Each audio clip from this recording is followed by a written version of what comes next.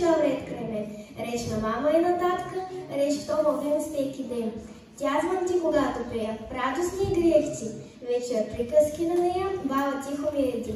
И над книгата онесен, родна реч ми пак шепти. Люба като нейна песен, като утре звън трепти. Буквите като дечица, тичат, скачат над превара. Ту се хващат за ръчица, ту се крият из буквара. Да играете в днесна жубичка, мои буквички добри са ми събера самичка, са ми преброя дори. На двамата славни братя Кирил и Методий с вас искам да напиша аз.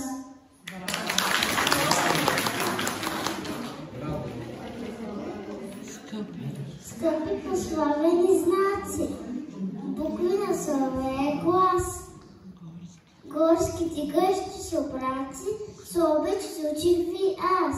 Пиша ви дълги редици, ниша ви белия лист, пет весели деца, светят чистите лица, избожули в ръцете, с кончета и нос на цвете. Дружно вие мовеци, за безмълвите предци. Днес е празник най-велик ден на нашия език и славянските народи ден на Кирил и Методий.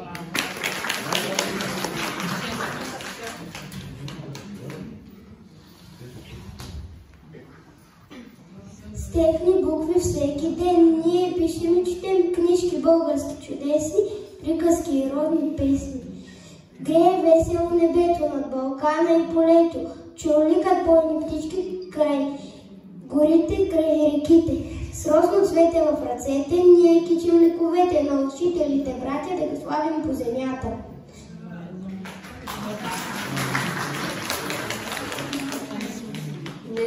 Днес е празник, ден тържествен, ден на Кирил и Методий, пратеници с глас божествен за славянските народи. Те уредие могъщо, изковаха от езика, дето като пламък същи, из духа народен блика.